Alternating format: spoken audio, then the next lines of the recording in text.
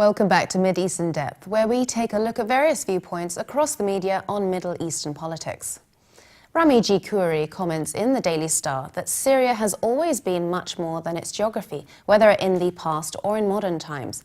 He writes, half a century ago, Syria was called the throbbing heart of Arabism, and in previous centuries, the word Syria always referred to a wider region that covered much of the Levant.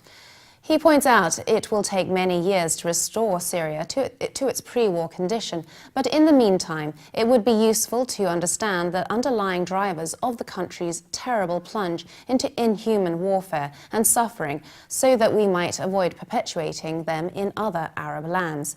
He continues, not surprisingly, state fragility and collapse in the last half-century often have reflected tensions and then outright warfare among ethnic, national, tribal or sectarian groups that never found comfortable identity in new state structures that suddenly defined their lives.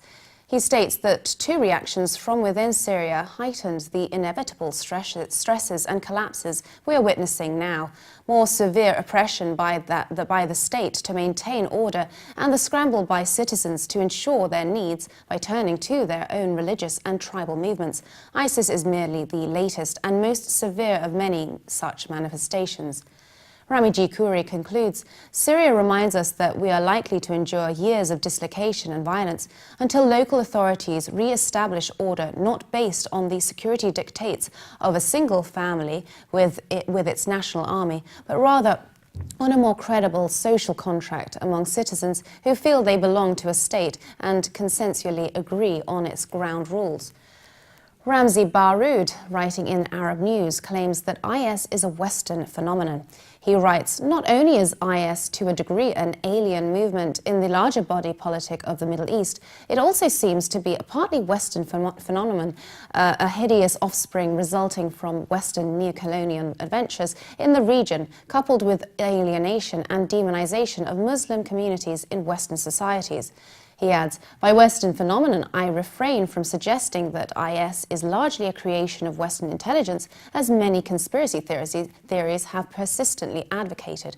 He continues, regardless of where one stands on how Mohammed Emwazi morphed into Jihadi John, the conversation is oddly largely removed from its geopolitical context. In this instance, it is an essentially British issue concerning alienation, racism, economic and cultural marginalization. He writes, also conveniently missing is the rise of jihadism. Jihadism context is the staggering brutality of Shiite-dominating governments in Baghdad and militias throughout Iraq, with full backing by the US and Iran. He concludes, there is no question that while the battle is raging on in the Middle East region, the discourse itself is growingly being manipulated and is becoming a Western one.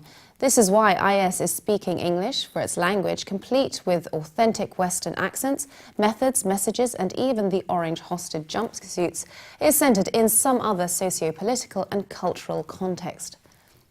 For more updates, please visit Levant.tv. And subscribe to Mideast in Depth on iTunes. Thanks for watching. Bye for now.